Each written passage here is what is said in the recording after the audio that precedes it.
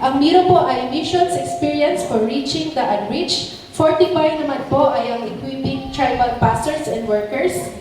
Siya rin po ay Mission and Outreach Pastor of Nations Christian Church sa Puerto Princesa City. Involved din po siya, active po silang mag-asawa sa outreach at tribal ministry dito sa Palawan. Sila po, kung matatandaan po natin, yung mga youth na umattend po ng camp nakaraan po sa San Rafael, sila po ang nag-lead po noon. Sila po yun. At si Pastor din po, ang youngest sa 4 na magkakapatid. Muli po, palakpakan po natin si Pastor Joshua Del Barrio Cadenas.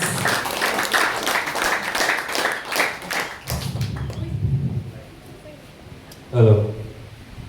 Sige po. Naalala ko yung habang nagbibigay po ng history kanina si Ma'am Virgie. Virgie po ba? Tama? No? Naalala ko po yung church na sinimulan namin sa Parañaque. No? Sabi ko parang ganito talaga yung setup nun eh. Kasi po nung kami po ay, nung nag-aral po ako sa Bible School sa Manila, nag-start po kami ng gawain sa isang para po siyang matatawag natin na squatted area sa Parañaque. So alam natin yung Parañaque City is very mga high-rise building, no? Pero meron po itong isang barangay na parang halos lahat ng mga less fortunate na tao, parang pinagsama-sama sila doon, kaya po siya parang naging squatted area. To the point na may bahay dito, tapos mapapakinggan mo yung pinapanood ng kapitbahay mo. Kasi nga halos parang yero na lang yung pagitan. So ganito po yung setup namin sa Talier. Nag-start po kami ng service noon alas 4 ng hapon kasi nga mayroong malaking puno at sirang truck. Kapag alas 4 ng hapon, yung araw palubog na, kaya yung aninong ng truck at saka ng malaking puno, yun po yung nagiging shade namin. Tapos, naglalatag lang kami ng ng mga karton, parang ganito rin yung setup, tapos nag-start na po yung gawain. And naalala ko yung sinabi ng professor namin nung nag-aaral ako, sabi niya, church is organism at the same time, it is an organization. Ibig sabihin po, yung church po is organismo. Ang church po ay may buhay. Amen? Siya po siyang organismo at the same time, organization. Kaya po kahit saan po tayong sulok, no, ng lugar, kahit nga po sa mga bundok, no, may kita natin mayroong mga simbahan na nag-exist. Ibig sabihin, kahit saan po tayo mapunta, mayroong gawain ng Panginoon. Amen po ba? Sige po, before po tayo magsimula, hayaan niyo po na tayo po ay nanalangin. No? Let's acknowledge yung katapatan ng Diyos sa simbahan na ito. Maraming pinagdaanan, but the church is still standing because of God's faithfulness. Tapat po ba ang Diyos? Amen. Sige po tayo po yung manalangin. Dakilang Diyos, tinataas ko po namin sa hapon na ito. Alam po namin na iniibig mo yung simbahang ito. Ganun din, Panginoon, iniibig mo yung bawat membro, Panginoon, ng simbahang ito. Kaya po patuloy namin nararanasan yung kabutihan mo.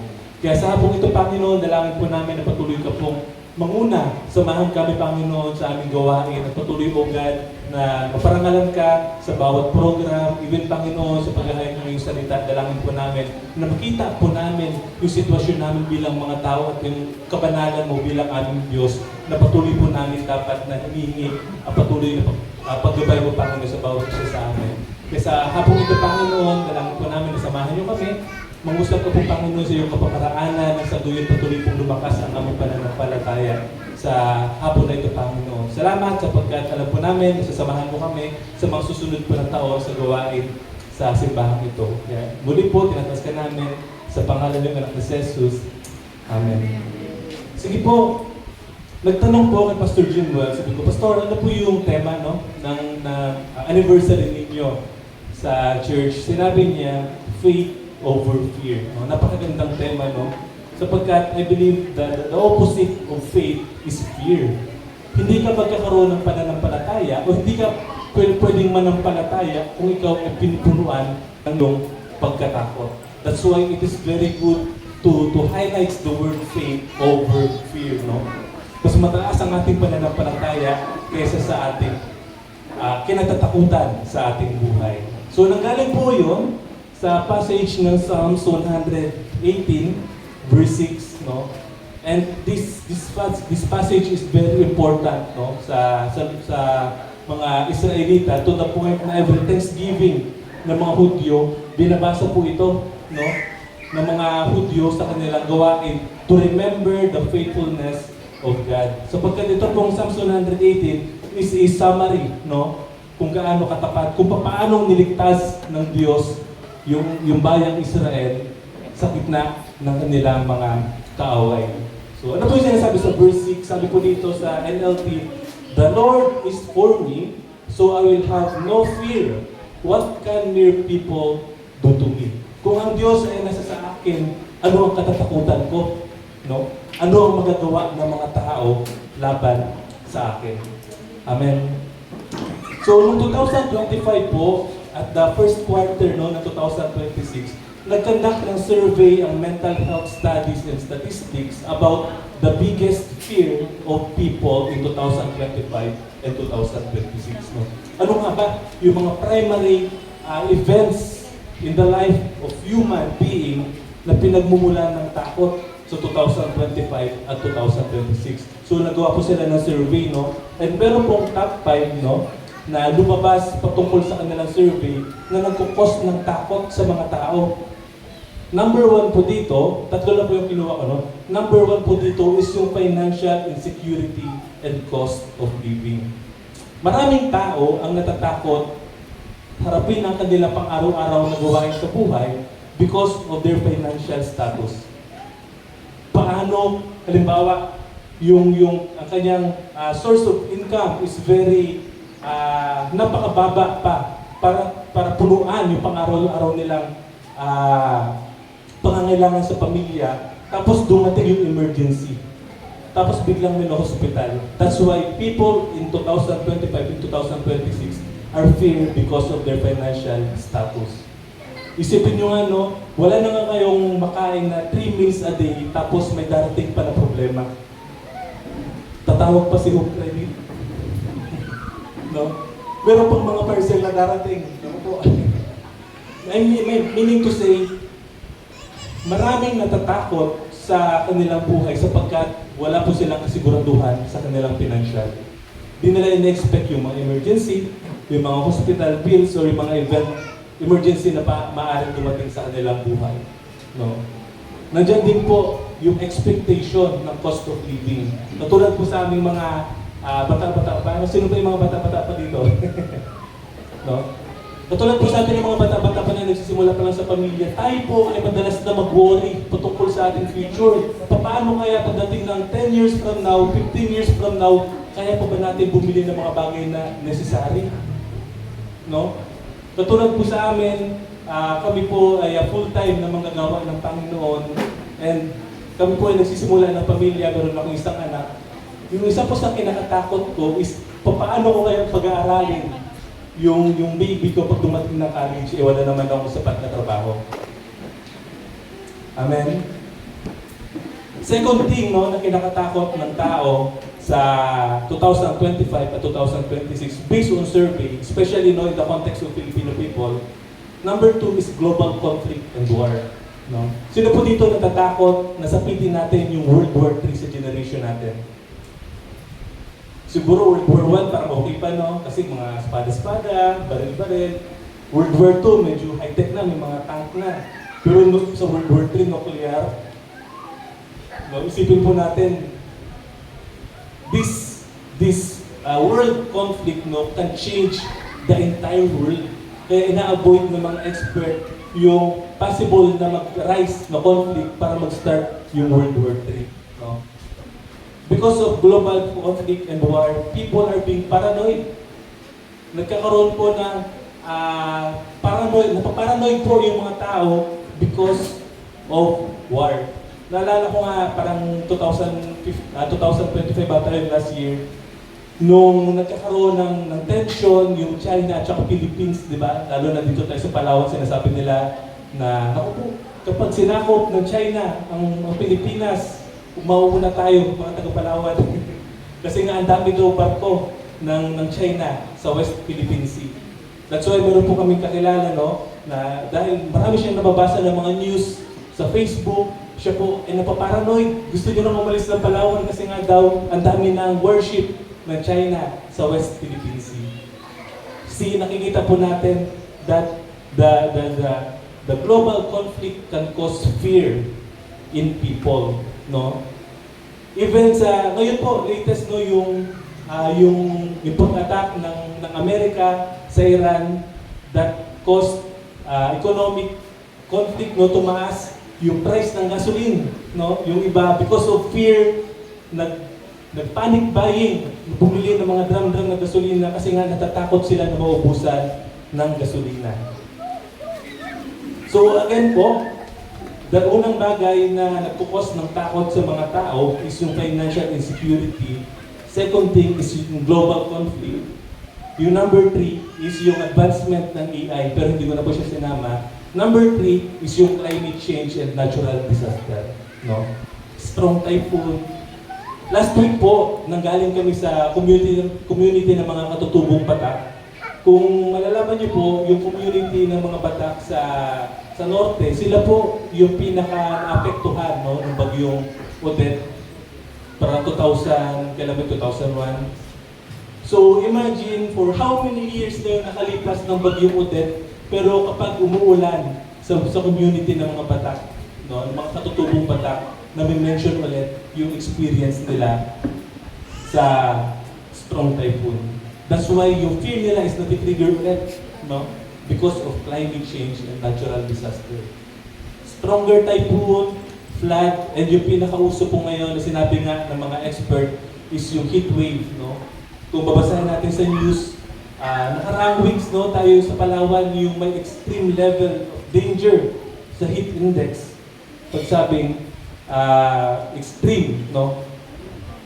So, ulitin ko po yung tatlong bagay na nagkukos ng fear sa tao based on survey is financial insecurity, global conflict and war, and climate change and natural disaster. No? Meaning to say, ang fear po, no, o ang pagkatakot ay laging present sa buhay natin. Amen. Totoo po ba? Ang pagkatakot ay laging present sa buhay natin. No? In fact, ang ilan sa atin is mayroong mga phobia, no? Or matinding pagkatakot about specific events sa kanilang buhay. Or iba naman, meron silang phobia sa palaka, no? Nakilala kayong ganon? Takot sa gagamba, takot sa ahas, no? Takot sa public speaking, takot sa height, takot sa mga masisigip na lugar, which is talagang nangyayari sa isang tao, no? In fact, ang pagkatakot ay present din po sa mga karakter sa Bible. Hindi po natin pwedeng i-deny na tao tayo, Kristiyano tayo, hindi tayo pwedeng matakot sapagkat nasa atin ang Diyos, which is true. And yet, fear is present in the life of human being. Tao po tayo, natural na magkaroon tayo ng takot. Pero katulad ng tema natin, faith over fear. Kailangan natin pagtagumpayan, no, yung takot na meron tayo. Again, ang pagkatakot ay present din sa mga karakter sa Bible. And magsasayad po tayo ng ilang mga karakter sa Bible na nakaranas ng pagkatakot. At makikita po natin, during this period of them being fearful, nagre-reason out sila. Meron silang mga alibay, no? Number 1, si Moses. No? Moses, he is afraid of public speaking. Kilala po natin si Moses? No?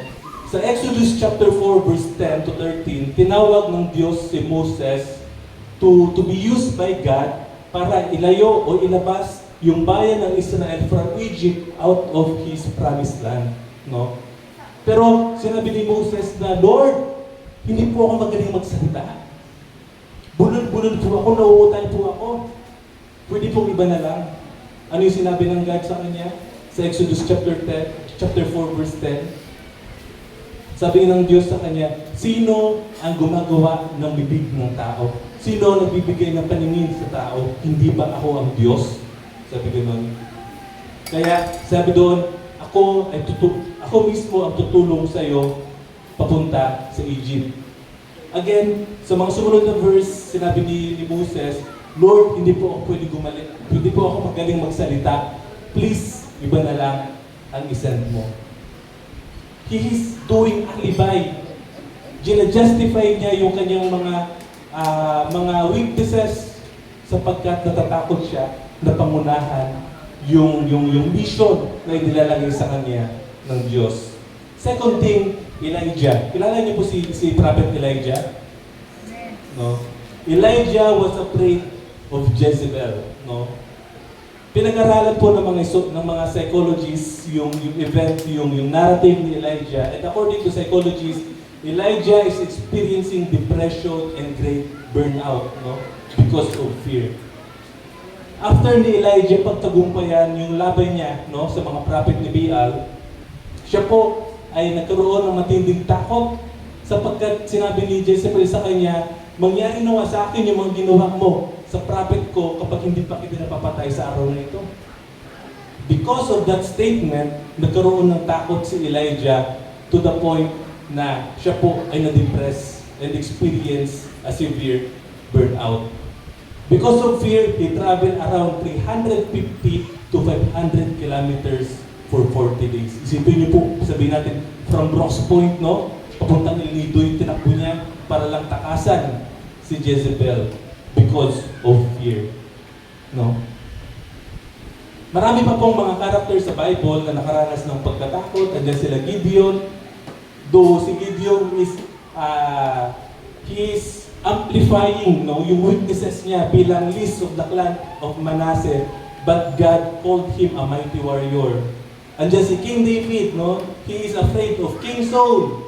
Si Peter, dininay niya si Jesus. Yung mga disciple, nagtakbuhan nung hinuli ang Panginoon because of their fear. Amen? But take note of this. God allow fearful situation in our life to overcome our fear. Pinapahintulutan ng Diyos na mangyari yung mga kinakatakutan natin na event sa ating buhay para pagtagumpayan ang ating takot. Amen po ba? Pinapahintulutan ng Diyos na mangyari yung mga bagay na kinakatakutan natin sa ating buhay para pagtagumpayan natin ang ating takot. No? Kaya kung titignan po natin, again, no, yung life ni Moses, he is the one having so many excuses. He is the one having so many alibi, and yet, nung sumunod siya sa Panginoon, Moses became the greatest prophet in Old Testament. No? Paano kaya kung hindi sumunod si Moses because of his fear? Paano kaya kung si Moses ay natakot na hindi sumunod sa Panginoon kasi nga ayaw niyang natatakot siya na naharapin yung hari? Then, hindi po siya magiging greatest prophet sa Old Testament. But because his faith overcame his fear, he is the most famous, no, greatest prophet in the Old Testament. Again, Elijah, no? Elijah encountered God and proved he's not alone. Ano po ba yung pinagmumulan ng depression ni Elijah? Why he ran? Why he flee from Jezebel? Nung na-encounter ni Elijah si God, tinanong siya ng Diyos, Elijah, bakit ka narito? At sinabi ni Elijah, Lord, ako na lang po mag-isa. He is feeling alone, no? Because he felt alone, he is so fearful. Nagkaroon siya ng depression, na-burn out siya because he think he is battling the battle of God alone. Pero dahil na sumunod siya sa Panginoon, pinakita sa kanya ng God na, no, Elijah, hindi ka nag-iisa. Meron pang 7,000 faithful servant akong nireserve para samahan ka sa mission. That's why, if we strengthen our faith, we can overcome our fear. Sabihin mo po sa katabi mo, tapangan mo. Huwag kang matatakot. Ano man yung pinagdadaanan mo sa iyong buhay, tapangan mo. No? Hindi po tayo nilikha ng Diyos para maging balat sibuyas. Alam niyo yun? Tampuhin, madaling umiyak o madaling masaktan, madaling magtampo sa pastor. No? Nilikha po tayo ng Diyos as a man and woman of God. No? Sabi pa nung kaibigan kong pastor, dapat sa ministry tayo hindi balat sibuyas, dapat balat kalabaw. Nakakain na kayo ng kalabaw? No? Kahit kutsilyuhin nyo, makunat tayo.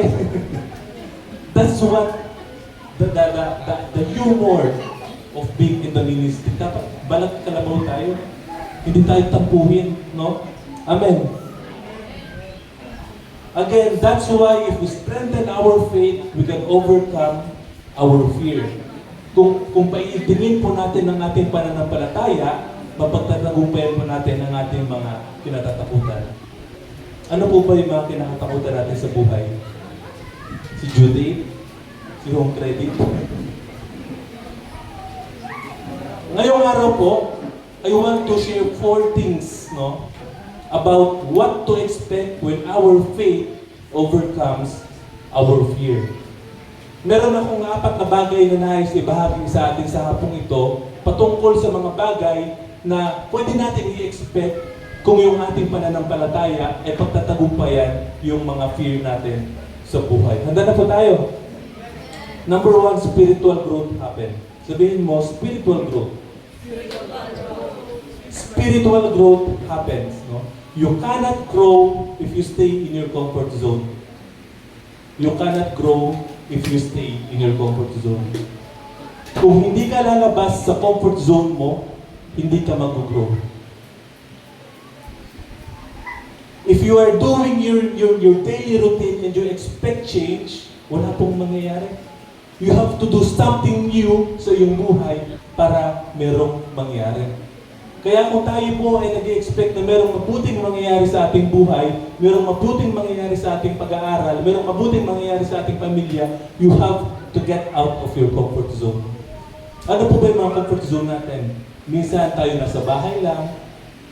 Instead na magbanat ng buto, tayo po ay nagpapahinga. No? That's the example of comfort zone. That's why if you want to grow, you have to get out of your comfort zone. No?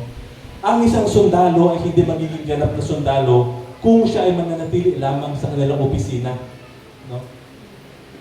The Marines are expected, no, to have an operation, to involve in mission. Kaya nga po si Jesus Christ, nung panahon niya, He's always outside of synagogue.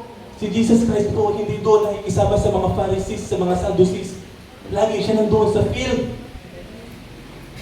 Because Christ, no, want to win the soul of many. Hindi po siya kagaya ng mga Pharisees na lagi lang doon sa loob. Again, ang isang sundalo po ay hindi magiging ganap na sundalo kung siya ay mananatili lamang sa kanilang office. Kailangan niyang i-apply yung kanyang natutunan sa training, doon sa field, no? Kaya kapag sila ay napakbakan, no, yung mga Marines, kapag sila ay pinadala sa assignment nila at sila po ay nagkaroon ng barilan o ng putukan, tinatawag po nila iyon na encounter. Ang sundalo, hanggat hindi nakaka-experience ng giyera, hindi siya matatawag na sundalo. Pero kapag na-experience na siya ng giyera, nakaranas na siya ng ambush, ang report po sa station nila, meron kaming encounter. Why? Because encounter is the real thing, no? Encounter, ganap na silang sundalo sapagkat nagamit na nila yung kanilang training and doon nagsisimula yung kanilang pag-grow bilang isang sundalo. Sa encounter po, doon po nagkakaroon ng strategize yung mga sundalo. Doon po nagiging actual yung kanilang training. Doon po nagiging totoo yung kanilang mga pag-iensayo. No? Same thing sa life natin bilang mga tagasunod ni Kristo. If you want to grow spiritually, you have to encounter the trials of your life. Kung gusto mo pong lumago sa iyong lakad bilang isang Kristiyano, kailangan mong harapin yung mga problema mo. Kung yung problem po natin is hindi po tayo makapag-church every Sunday, you need to face that problem. Kailangan mong gawan ng kapamaraanan upang tayo po ay maka-attend ng gawain. Kung yung problema natin is wala na tayong time, busy tayo sa studies, busy tayo sa work, kaya hindi tayo makapagbasa ng Bible, well, that's your problem. You have to face your problem and make a solution para magkaroon po tayo ng growth sa ating buhay. Sapagkat, if you encounter trials in your life, doon mo makikita yung pagsama ng Panginoon. Kapag tayo po ay nakakaranas ng iba't ibang klase ng problema, kapag tayo po ay nakakaranas ng iba't ibang klase ng pagsubok sa buhay, doon po natin nakikita yung pagsama ng Panginoon. Pwede po ba natin makita yung pagsama ng Panginoon kung wala naman challenges sa buhay natin? Well, pwede siguro, pero sobrang bihira. But you expect the providence of God. I-expect natin yung pagsama ng Diyos kapag tayo po ay hinaharap natin yung mga problema sa ating buhay. Amen? Tawag po doon ni Apostle James sa kanyang letter, James chapter 1 verse 2 to 4. It is the pure joy. Basahin ko po, consider it pure joy, my brothers and sisters, whenever you face trials of many kinds, because you know that the testing of your faith produces perseverance. Let the perseverance finish its work so that you may be mature and complete, not lacking of anything. If you face trials of many kinds, consider it pure joy. Bakit? Sinabi po ni Apostle James, it is for your maturity. It is for your growth. Kaya kung kayo po ay nakaranas ng iba't ibang pagsubok, then you are in the state of growing. Kung kayo po sa inyong pananampalataya ay sinusubok, then you expect that you are in state of growing. Ang isang buto po ng prutas, halimbawa ang isang mangga, unless kainin siya, balatan, kainin yung laman, tsaka ihagis yung buto, doon lamang po siya tutubo. Doon lamang po siya mag-grow as a tree. Pero kung hindi mo babalatan yung mangga, hindi mo kukunin yung laman ng mangga, hindi mo kukunin yung buto para itanim, hindi po magiging puno yung isang mangga. That's why it have to face many trials sa kanyang buhay para po siya maging ganap na isang mangga. Ganoon din po sa ating pananampalataya. If you want to grow, you have to expect change in your lifestyle. Kaya po kung tatatangan mo ang iyong paglalakad sa pananampalataya, you can expect spiritual growth will happen in your life. Kung tatapangan po natin ang ating paglalakad sa ating pananampalataya, you can expect spiritual growth will happen in your life. Ano po yung number 1 ulit? Spiritual growth happen. No? Again, what to expect when our faith overcomes our fear? Number 1, spiritual growth happen. Number 2, divine providence at work. Familiar po kayo sa word na divine providence? Sabi po ng definition, no? Divine providence means God is in control of all events and is guiding everything toward His plan, even when it is not visible or understood by people. Ibig sabihin po, yung divine providence is to make it simple, ang Diyos po is nakatingin sa atin at alam niya yung ginagawa niya. No? No matter what happened in our life, ang Diyos ay mananatiling Diyos. Nakaupo sa kanyang trono, makapangyarihan. And ang Diyos, kung kinukonsider mo na Diyos, na Ama ang Diyos, sa tingin niyo po, pababayaan kaya ng Diyos ang kanyang anak? No. That's why kung ang anak ng Diyos ay nakakaranas ng problema sa kanyang buhay, nakakaranas ng napakaraming uri ng pagsubok, then the divine providence of God will approve. Makikita po natin yung pagkilos ng Diyos sa ating buhay kung tayo po ay may pananampalataya sa Kanya. Kung tayo po ay pinangungunahan ng pagkatakot, or fear, it is hard for us to trust the ways of God. Again, kapag tayo ay pinapangunahan ng takot, it is hard for us to trust the ways of God. Not the plans of God, the ways of God. No? Because bilang mga anak ng Diyos, we have the assurance na merong magandang plano ang Diyos para sa atin. Amen? Sino po dito yung nakasigurado na merong magandang plano ang Diyos sa kanyang buhay? Amen. But it is hard to trust the ways of God if you have fear in life. Teka Lord, alam ko may magandang plano ka, pero bakit ganito yung nangyayari sa buhay ko? Parang hindi naman nakapapunta doon sa plano mo. Mga kapatid, sometimes, may paboritong word ng mga pastor, sometimes, the ways of God is very mysterious. Akala natin nililid tayo ng Diyos sa kapahamakan, but no. Meron lamang nais patunayan ang Diyos sa ating buhay, and He will never leave you. Kung dinala ka ng Diyos sa situation na yan, hindi ka po niya pababayaan. You have to be faithful and do not let the fear overcome your faith. Amen? Sapagkat kung tayo po ay pinangungunahan ng ating pagkatakot, maaari natin ma-question ang kanyang kapamaraanan. Because we are feared, no? We will worry about many things because we are driven by fear, and sometimes we will end up doubting God because we are driven by fear.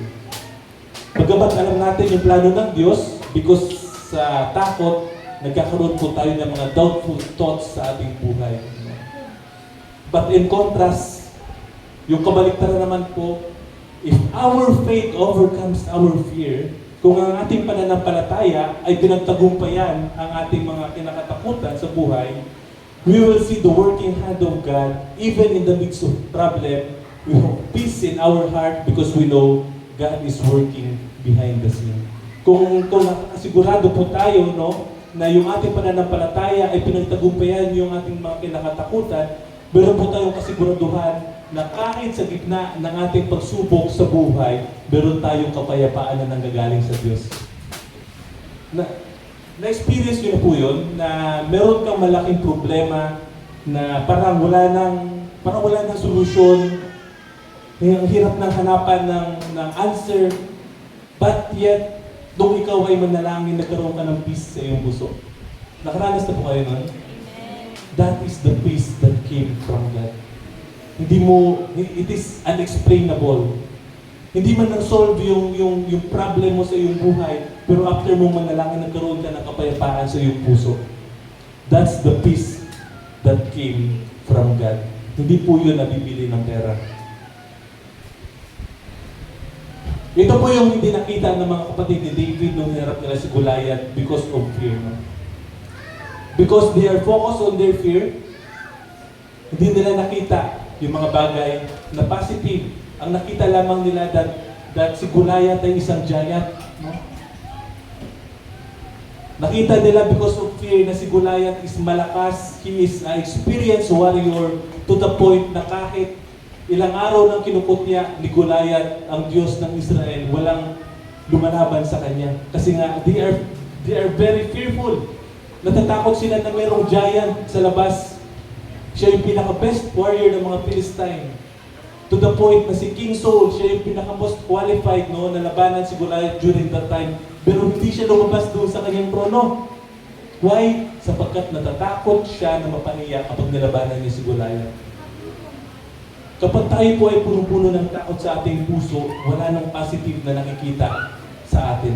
Lahat na lang negative. Because they are focused on their fear. Pero si David, he is focused on his faith to God. Hindi nakita ni David yung mga nakikita ng kanyang mga kapatid. Sabi po sa 1 Samuel chapter 17 verse 45, "You come against me with sword and spear, but I come against you in the name of the Lord Almighty." This is the true meaning of faith over fear. Ito po yung totoong meaning ng faith over fear. Goliath is a giant. Siguro sabihin natin marami na siyang napatay. 50, 60, 70. But sa mata ni David, it doesn't matter. Kahit ikaw ay isang giant, kahit malakas ka, kahit experienced warrior ka, it doesn't matter. Sapagkat alam ko, kumbaga pinagtagumpayan ka na ng Diyos ko. That's what faith over fear, no? Makikita natin yung divine providence ng Panginoon kapag meron po tayong pananampalataya. Number 3, bilis-bilisin natin po. Number 3, what to expect if your faith overcome your fear, miracles manifest, no? Sino po sa atin yung naniniwala sa miracles? How many of you still believe in miracle happen today? No? Yes, miracle really happen even today. But minsan, no, nagkakaroon tayo ng wrong idea sa miracle, no? Minsan, because of fear, sinasabi natin na miracle na lang talaga ng Diyos yan. Ay, laki na sunog, miracle na lang talaga ng Diyos yan, kaya namatay. Well, sometimes it is not miracle, but divine providence. Katulad ng sinabi natin kanina, divine providence is God working behind the scene kahit na hindi naunawaan ng tao. No? Because miracles happen to display God's glory, not to answer our problem. Nangyayari po ang miracle para ihayag ng Diyos ang kanyang kaluwalhatian, hindi para isolve yung ating mga problema. Miracles happen not to solve yung utang natin. So, credit. No? Again, miracles happen to display God's glory and not to answer our problem. In the feeding of 5,000, familiar po kayo yung nagpakain si Jesus? Meron siyang feeding program. In the feeding of 5,000, no, hungry people see bread and fish. Yung mga gutom na nandoon, nakita nila yung tinapay at saka yung isda. But the disciple and the followers of Jesus see Him as a king. Yung mga gutom nakita yung tinapay at saka yung isda. Pero yung mga totoong tagasunod ng Panginoon, nakita nila si Jesus as a king. Beyond sa kailangan nila during that time. Hindi nila nakita yung gutom. Nakita nila, teka, yung tao na yun, kaya niya mag-multiply ng bread and fish. That's why after ni Jesus Christ mag-feeding program, nagkaisa sila, gawin nating hari si Jesus. No? Miracle manifest para ipakita yung glory ng Diyos. That's why if we have faith in Jesus, we can expect to witness God's glory in our life and we can call it miracle. In fact, your life testimony is a miracle. Kung gusto niyo po makakita ng miracle, your life testimony is a miracle. Bakit? Kung hindi po dahil sa ginawa ng Panginoon, hindi po tayo masisave. Magaling ka mag-tithes, magaling ka mag-pray, faithful ka, pero kung hindi ginawa ng Diyos yung pagbibigay niya sa kanyang anak, hindi po tayo masisave. That's why your salvation is a miracle. Because dinideclare ng Diyos yung kanyang glory sa buhay ng bawat isa. Bonus na lang yung mga personal testimony po natin. No? Even ako po meron ng personal testimony. Alam nila Pastor Jen yung life ko dati. Kahit ako hindi ako makapaniwala na I commit myself to God.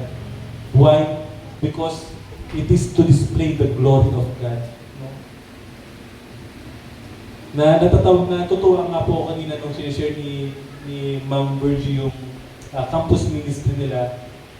Sabi ko, meron talagang nawi-win sa campus ministry. Short testimony po, no? Nung ako po ay high school student, actually, wala pang K-12, nauna na kami din. 6 years po ako sa high school, no? Nung ako po ay nag-aaral. So, pasaway po ako, kilala ko yung mga troublemakers sa Palawan High, sa PNS. And yet, nung na-encounter ko yung Panginoon, it was my 4th year high school, doon po nagkaroon ng turn around yung buhay ko to the point na kung dati, ang ginagawa namin sa Palawan High is manggulo. Pero nung 4th year high school po ako, tinatake ko yung opportunity na kapag recess time, mag-share ako ng gospel sa ibang room. That's why, sabi ko sa sarili ko, talagang merong changes na ginawa yung Diyos sa buhay ko. Sapagkat nung unang 5 taon ko sa high school, puro trouble yung ginagawa ko. Pero nung last year ko, bago ako graduate, actually sabi ng teacher namin, pumasok ka lang, huwag ka mag-rap, baka ka-graduate ka. Kasi nga po kilala kami ng troublemaker. Pero nung binago ng Diyos yung buhay ko, I see it as a privilege to serve God. Gusto ko magbigay ng testimony kung paano binago ng Diyos yung buhay ko. Kaya kahit recess, minsan kaka-recess lang nung katabi namin classroom, mag-share na ako ng Word of God, magdating na yung teacher nila, nandiyan pa ako mag-share ng Word of God, pero hinahayaan na po kami. Kasi nga kilala nila yung lifestyle namin before. Nakakahiya kung ikwento. Number 4, powerful testimony. If your faith overcome your fear, you expect powerful testimony. The passage of Psalms 118 is a testimony of Israel as a nation. Ito po ay patuloy na inaawit ng mga Hudyo during their Thanksgiving Day, and they call it Hallel. Kung babasahin niyo po yung Psalms 118, they call it Hallel. Binabasa po nila yan during their Thanksgiving. That's why nasabi ni David na ano yun yung sa verse 6, yung passage natin. That's when he is able to say, Lord, the Lord is for me, so I will have no fear. What can mere people do to me? Why? Sapagkat alam niya yung testimony ng kanilang nation. Sabi ni David, alam ko na ang Diyos ay sinasamahan kami. Ano yung magagawa ng tao lamang laban sa amin? Amen? No? Powerful testimonies happen. From the faith of one man over his fear, from Abraham, it became the testimony of whole nation. Maybe if you choose faith over fear, your family can build a powerful testimony. Nagsimula sa buhay ni Pastor Pilares. And yet, nakita natin that this is the testimony of his vision. No? Hindi natin alam, siguro, kung babalikan natin 2 years ago, hindi nakikita ito nila pastor, yung ganitong lugar. Na merong ganitong gawain, dati nag-start sila 10, naging 25, and now meron na silang congregation, meron silang complete set ng musician. Dati isang alam yung worship leader, ngayon tatlo. No? But, take a look of this. What will happen after 5 years in this church? Kung pangungunahan po tayo ng takot sa ating simbahan, ayaw natin lumabas ng comfort zone, na-expect ba natin na yung simbahan na ito ay lalago? No. But if your faith overcome your fear, what will happen in the next 5 years in this church? Amen? Ano kaya yung mangyayari? After 10 years sa simbahan na ito, yung mga bata na yan, baka sila na yun nandito sa harap. Ang kailangan lamang po natin, tapangan po natin. Huwag po tayo matakot, katulad na sinabi ni Sister Virgie kanina na nung namatay si Pastor, Lord, tutuloy ko pa ba? That's a sign of fear. But because of her faith, nakikita po natin na nagpapatuloy yung gawain ng tao mo. As I end, no, again, fear is always present in our daily life. Yes, merong mga fear sa ating buhay. But it's your choice if you want to overcome your fear or your fear overcome your fear. Amen? Tayo po tayong lahat. Let us pray. Let's acknowledge, no, that God is able to strengthen us enough para magpatuloy sa kanyang gawain. Marami tayong pwedeng maging commitment, pwede tayong maghanap ng trabaho, pwede tayong matulog every Sunday sapagkat nakakapagod nga naman yung isang linggo ng puro trabaho. Pwede tayong magbakasyon, pwede tayong mag-beach, pwede tayong mag-mall, but God give the desires in your heart na magstay sa gawain niya. That's a sign of faith na meron gagawin ng Lord sa simbahan ito. Sige po, let us pray.